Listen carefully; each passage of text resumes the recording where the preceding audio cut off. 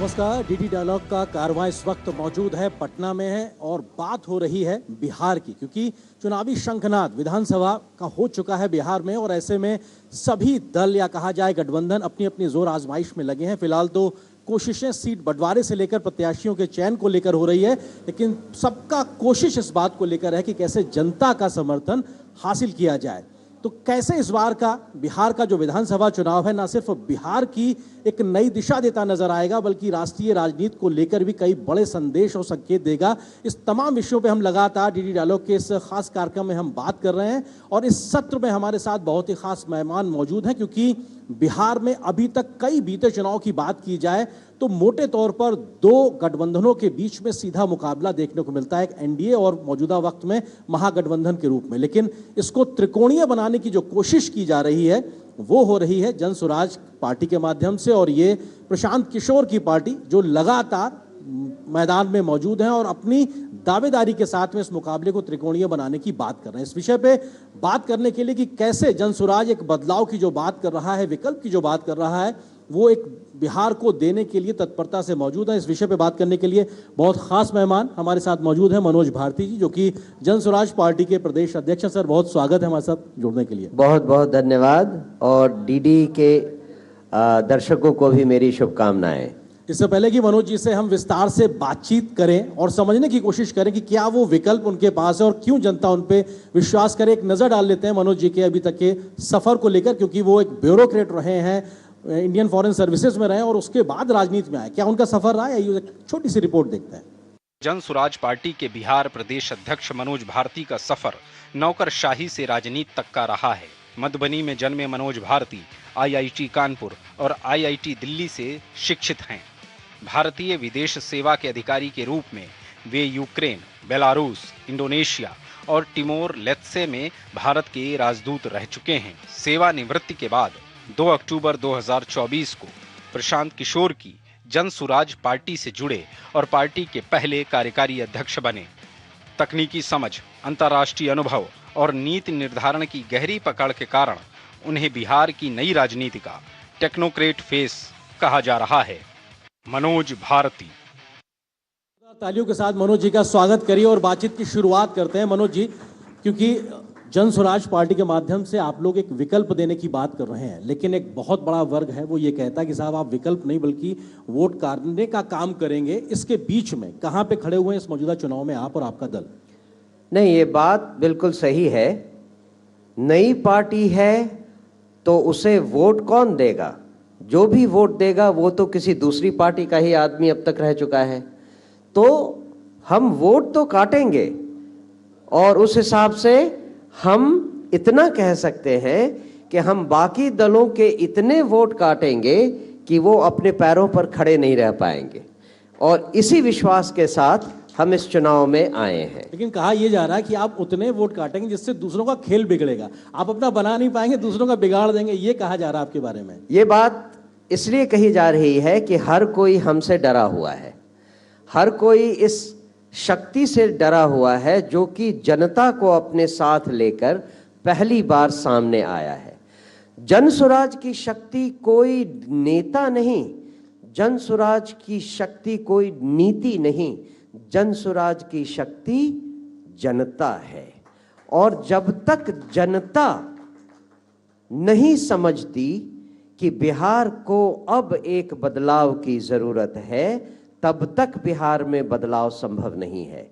बिहार में बदलाव लाना है तो जनता को लाना है, और हम इसी मुहिम में पिछले 3 साल से लगे हैं कि कैसे जनता समझे कि पिछले 35-40 सालों में उनकी जिंदगी के साथ जो खिलवाड़ किया गया है उसके लिए जिम्मेदार कौन है, और उसकी जिम्मेदारी को समझकर जब तक उन लोगों को राजनीतिक परिप्रेक्ष्य से हटाया नहीं जाएगा तब तक उनकी जिंदगी बदलने वाली नहीं है। जी, लेकिन आप जिनसे बदलाव की बात कर रहे हैं, बिहार के मौजूदा व्यवस्था में जिन राजनीतिक दलों को आप हटाने की बात कर रहे हैं, बीजेपी, जेडीयू, आरजेडी जो भी हैं, उन सभी को स्थापित करने में भी आपके जो प्रमुख नेता हैं प्रशांत किशोर, उनका बड़ा योगदान रहा है। वो तमाम काम करते रहे हैं।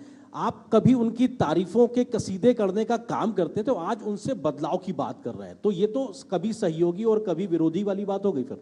नहीं, आपने एक बात सही कही कि प्रशांत जी ने इन सारे पार्टियों की मदद की है, और आपने ये भी माना कि प्रशांत जी की मदद से इन लोगों ने राज पाया। एक प्रोफेशनल जो उनकी सलाह थी, या जो उनका कंसल्टेंसी थी, वो उन्होंने दी। एब्सोल्युटली।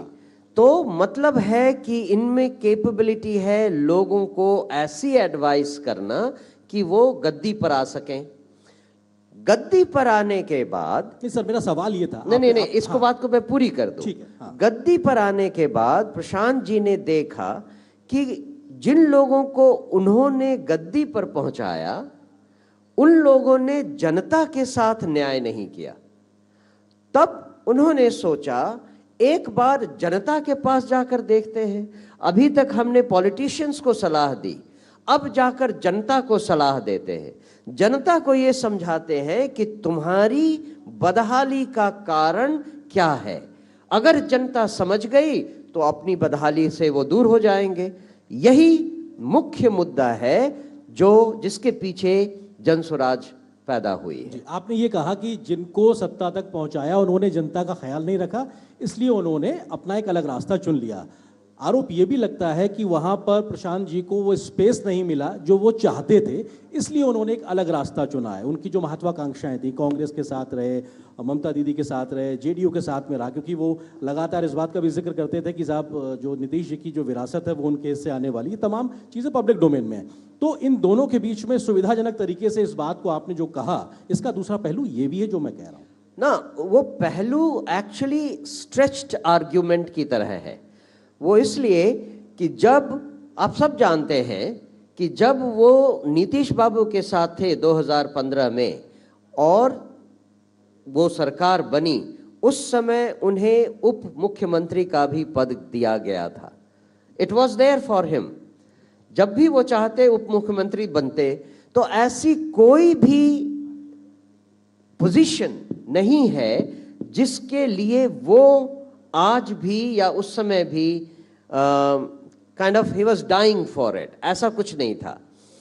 तो इंपॉर्टेंट चीज ये है कि हर समय में आदमी की एक प्रायोरिटी होती है। एक समय ऐसा आया जब उन्हें लगा कि अब इस काम से हम जनता की मदद नहीं कर रहे, और अगर जनता की मदद करनी है तो शुरुआत कहाँ से करें? अपने होम स्टेट से, जहां हमारा जन्म हुआ है। हम वहां से पहले लोगों को जगाने की कोशिश करें। जी मनोज जी, लेकिन विश्वास हो क्यों? आप जिस विकल्प की बात कर रहे हैं, वायदे करना तो सबका काम है, आप भी कर सकते हैं, मैं कोई भी कर सकता है, लेकिन उस पर विश्वास क्यों हो? आपके पास क्या वो यूएसपी है, क्या वो विजन है? विजन तो एक होता है, लेकिन उसका रोड मैप, ब्लूप्रिंट क्या है, ताकि आपको विकल्प के तौर पे जनता स्वीकारे। बिल्कुल, जहां तक ब्लूप्रिंट का सवाल है, जब से जनसुराज अभियान शुरू हुआ तभी से हमने कहा कि जनता की बदहाली को अगर हटाना है तो 5 चीजें होनी चाहिए। पहली चीज ये होनी चाहिए कि जन्म से लेकर 15 साल की उम्र तक हर बच्चे को, चाहे वो किसी वर्ग, किसी समाज, किसी बैकग्राउंड से आए, उसे 10 साल की अच्छी मुफ्त शिक्षा मिलनी चाहिए। दूसरा, 15 साल से 60 साल के लोगों को, जिनको अब पढ़ने की उम्र नहीं रही, उनको रोजगार मिलना चाहिए। और जो भी व्यक्ति बिहार से मजबूरी में बाहर 10-12 हजार रुपए के रोजगार के लिए जाना पड़ता है और वहां वो जाकर अपनी हड्डी गलाते हैं, फैक्ट्रियों में झाड़ू लगाते हैं, खेतों में मजदूरी करते हैं, उन सब को बिहार में उनके घर के पास रोजी रोजगार की व्यवस्था की जाएगी। तीसरा, 60 साल से जो ऊपर के हो गए हैं वो 2000 रुपए प्रति माह का एक सम्मानजनक वृद्धावस्था पेंशन पाएंगे। ये हमने पूरे समाज को उम्र में कवर कर लिया। उसके बाद बची महिलाएं, जो कि गांव की महिलाएं हैं, जो पढ़ाई नहीं कर पाई। लगभग 70% गांव की महिलाएं आज भी या तो पढ़ी लिखी नहीं है, या दूसरी कक्षा तक पढ़ी हैं, या चौथी कक्षा तक पढ़ी हैं। इन सारी महिलाओं ने परिवार आगे बढ़ाया और अब परिवार बढ़ने के बाद वो कुछ रोजगार शुरू कर सकती हैं जिससे अपने घरों की आर्थिक व्यवस्था वो ठीक कर सकें।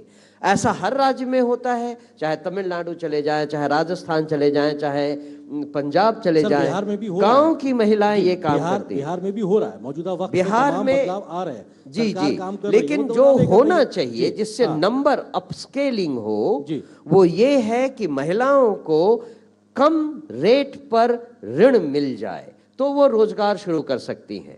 अगर महिलाओं को आज ऋण लेना हो तो उन्हें पहले तो 10 तरह के कागज देने पड़ते हैं, उसके बाद 10 से 12% का ब्याज देना पड़ता है। जनसुराज ने कहा महिलाओं को बैंकों से ऋण दिलवाया जाएगा 4% सालाना ब्याज पर, बाकी जो है वो सरकार उनको डायरेक्टली देगी। और अंतिम सूत्र जो था वो किसानों के लिए था। किसान जो नकदी फसल उपजाना चाहते हैं उनको मजदूरों की व्यवस्था मुफ्त करवाई जाएगी जिसका खर्चा सरकार देगी। ठीक है, तो सर आपका मुकाबला किससे मान रहा है? मतलब एनडीए से आप अपने आप मुकाबला मानते हैं या महागठबंधन से मानते हैं, या आपको लगता है कि कौन सा वोट शेयर है जो आपकी तरफ शिफ्ट होगा, जिसकी तरफ आप ज्यादा अपेक्षित तरीके से काम कर रहे हैं? हमारी लड़ाई किसी भी दल के साथ नहीं है, हमारी लड़ाई अपने आप से है। हम कितने लोगों तक अपनी बात पहुंचा सके, ये हमारी लड़ाई है। कितने लोग हमारी बात को समझकर ये ठान चुके हैं कि अब उन लोगों को वोट नहीं देना है जिन लोगों ने हमें 35 सालों से लूटा है।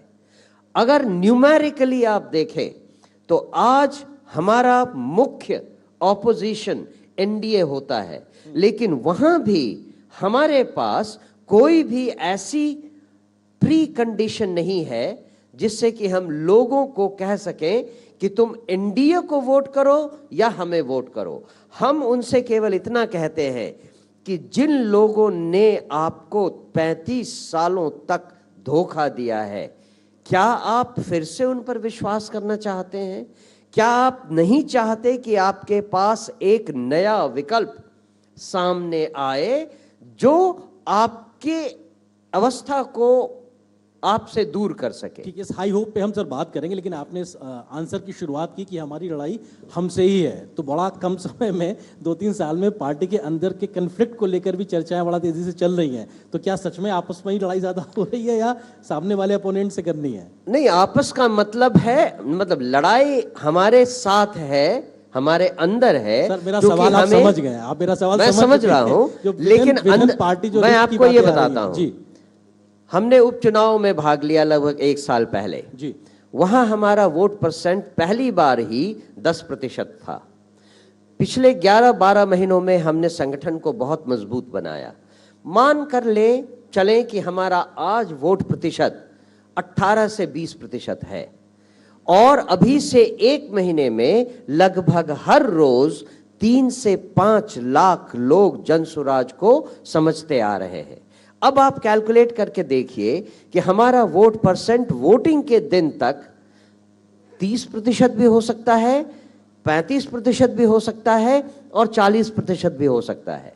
इसीलिए मैंने कहा ये लड़ाई हमारी अपनी है। जनता को हम किस हद तक चेंज करवा पाए, उनको समझा पाए, ये मुख्य प्रश्न है। आप जो चेंज करने की बात कर रहे हैं, एक बड़ा बदलाव आप बिहार में ये लाना चाहते हैं कि जो मौजूदा वक्त में शराबबंदी है उसे आप खत्म करने की बात करते हैं। आप पे आरोप ये लग रहा है कि शराब माफिया की तरफ से आप लोगों को फंडिंग की गई है, जिसकी वजह से आप बिहार में शराब की शुरुआत कराने के लिए तत्पर नजर आ रहे हैं। ये आप पे सीधे तौर पे आरोप लग रहा है, क्या कहना चाहेंगे आप? आरोप लगाने वाले तो कई तरह के आरोप लगाएंगे, लेकिन बिहार में ऐसा कोई समझदार व्यक्ति नहीं है जो आज इस बात को मानने के लिए तैयार है कि शराबबंदी से बिहार को कोई भी फायदा हुआ। अगर शराबबंदी से इतना ही फायदा है तो भारत के अन्य राज्यों में शराबबंदी क्यों नहीं है? अगर शराबबंदी है तो ये पेपर पर ही क्यों है? शराब दुकानों में नहीं मिलती, लेकिन घरों पर तो हर जगह शराब मिलती है।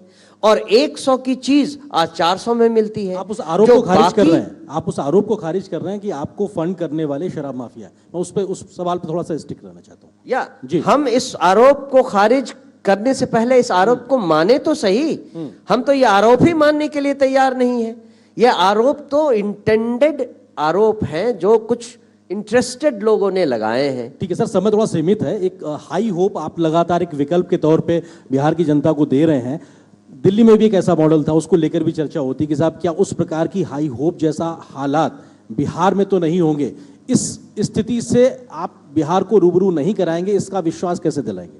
विश्वास कराने का सवाल ही नहीं पैदा होता। अगर बिहार की जनता को विश्वास नहीं है तो वो हमें हमारे साथ ना दे। हम तो उनसे ये कहते हैं कि बिहार का बदलाव हमारे लिए नहीं है, बिहार का बदलाव आपके लिए है। अगर आप आज नहीं बदलना चाहते ना बदलें। आप अगर आज हम पर भरोसा नहीं करना चाहते मत करें। आप इस पर तो भरोसा करें कि आपके बच्चों को अच्छी शिक्षा मिलनी चाहिए। आप इस पर तो भरोसा करेंगे कि आपके युवाओं को अच्छा रोजगार मिलना चाहिए। अगर इस पर भी भरोसा नहीं है तो जैसी जिंदगी आप 35 सालों से जी रहे हैं वैसी जिंदगी आगे भी ये जिए। भरोसा तो सभी राजनीतिक दल दिलाते हैं। आपके भरोसे में विश्वास वाली, मैं आता हूं उस फैक्टर पे भी। सवाल ये है कि आप जो कह रहे हैं, क्योंकि प्रशांत किशोर जी एक बड़े चुनावी रणनीतिकार रहे हैं, किंग मेकर की भूमिका है, तमाम शब्दों के बीच में वो रहते हैं। अगर ऐसी स्थिति आती है कि किसी को सहयोग करने की स्थिति आए तो प्रशांत किशोर जनसुराज कहां पे खड़ी नजर आएगी? एनडीए, महागठबंधन? जनसुराज ने शुरू से कहा है कि हम न तो चुनाव के पहले न ही चुनाव के बाद किसी भी तरह का गठबंधन करेंगे और हमारी नीति बिल्कुल स्पष्ट है। गठबंधन वही करते हैं जो किसी भी तरह से बाय हुक और बाय क्रुक शासन पाने के लिए, गद्दी पर बैठने के लिए जी जान से लड़े हुए हैं और जान खपा रहे हैं। जी, एक संभावित स्थिति अगर ऐसी आती है कि लोग कहेंगे नहीं साहब आप आगे बढ़िए, हम पीछे से समर्थन देते हैं, तो क्या प्रशांत किशोर, जनसुराज उस स्थिति के लिए तैयार होगी? हम कहेंगे कि हम एक अच्छा विकल्प, अच्छा विरोधी दल, ऑपोजिशन बनकर आपको दिखाएंगे। हम वो ऑपोजिशन बनकर दिखाएंगे जो बिहार ही नहीं पूरे भारत ने आज तक नहीं देखा होगा। हम इसके लिए तैयार हैं। अगर ऐसी स्थिति आती है कि हमें ऑपोजिशन में बैठना पड़े तो हम उसके लिए मेंटली प्रिपेयर्ड हैं। जी, एक आखिरी सवाल, क्या नंबर्स, सीट के नंबर्स आप एक्सपेक्ट कर रहे हैं? क्योंकि चुनाव अपने आप में अल्टीमेटली नंबर गेम का ही खेल है। तो बिहार की 243 विधानसभा सीटों में से प्रशांत किशोर की पार्टी कहां पे खड़ा पा रही है अपने आप को? नंबर्स हमने आपसे कहा कि हमारी पूरी की पूरी नीति बिहार में लोगों के समझने पर डिपेंड करती है। बिहार में कितने लोग बदलाव के बारे में समझ पाते हैं? बिहार में कितने लोग इस बात को समझ पाते हैं कि जिन लोगों ने धोखा दिया पिछले 35 सालों से उनको अब नहीं रहना चाहिए?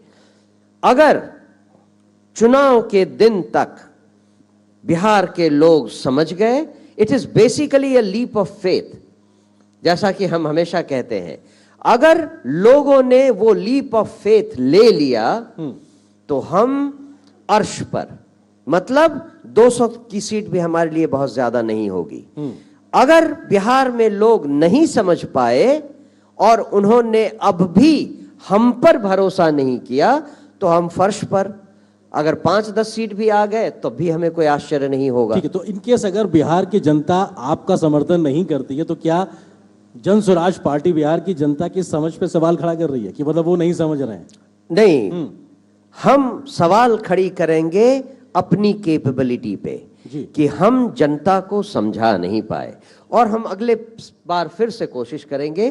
5 साल मेहनत करेंगे, अभी 3 साल की है, 5 साल और मेहनत करेंगे, जनता को समझा कर ही दम लेंगे।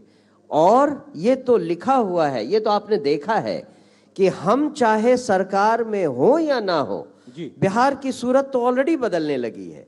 जिन लोगों को पिछले 20 साल से 400 रुपए की भीख मिलती थी वृद्धावस्था पेंशन के नाम पर, उनको अब हमारे डर से 1100 रुपए का पेंशन मिलने लगा है। और हम उनसे कहते हैं कि नवंबर में अगर आपने हम पर भरोसा किया तो यही संख्या बढ़कर 2000 हो जाएगी। सब 400 मिल रही थी तो वो भीख थी, अगर 2000 हो गई तो वो योजना है। मतलब ये तो वही चीज है ना, आप अगर रुपए बढ़ा रहे हैं तो उसको आप भीख से योजना में कैसे कन्वर्ट करेंगे? मतलब आप इसको योजना नहीं है।